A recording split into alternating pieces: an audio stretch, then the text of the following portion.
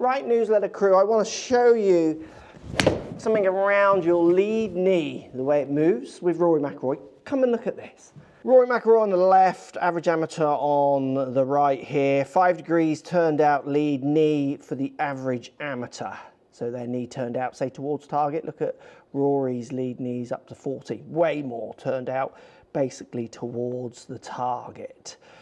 Yeah, you can see from that angle, look how the 14 degrees is forwards. Now, this is what's really interesting. If we take both players up to the top of the backswing, Rory's lead knee has come in from 14 down to 0, 5 to -2. So this has moved 7, this has moved 14. So Rory's moved his lead knee in from being out, where the amateur's moved his in less.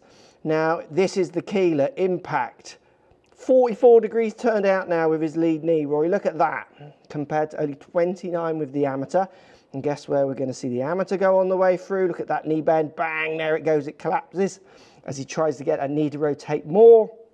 His foot's giving way. This is all giving way because he hasn't opened that knee up enough, where Rory has, which allows for this posting on the lead side, often resulting in better strikes.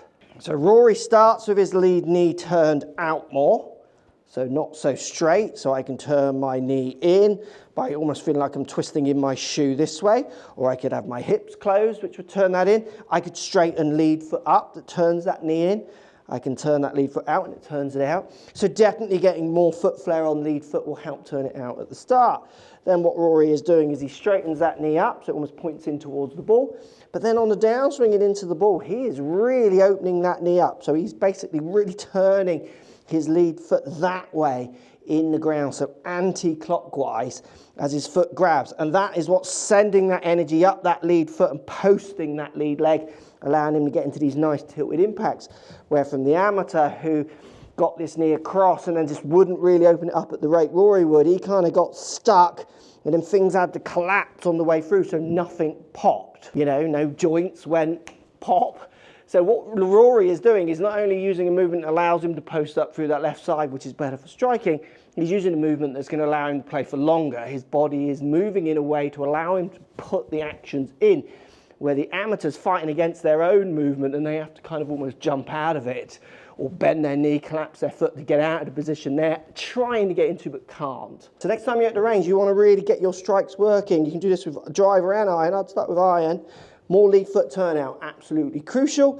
And I want you to feel on the downswing like you're trying to get your lead knee. Look how it's pointing out this way. Really try and get it pointing out towards somewhere. It's not quite towards the target. It's about here. So like a club head's width or a club length ahead of you. So for instance, if I put a ball out in front of me, I'm going to try and maybe point my knee, bang, at that before hitting.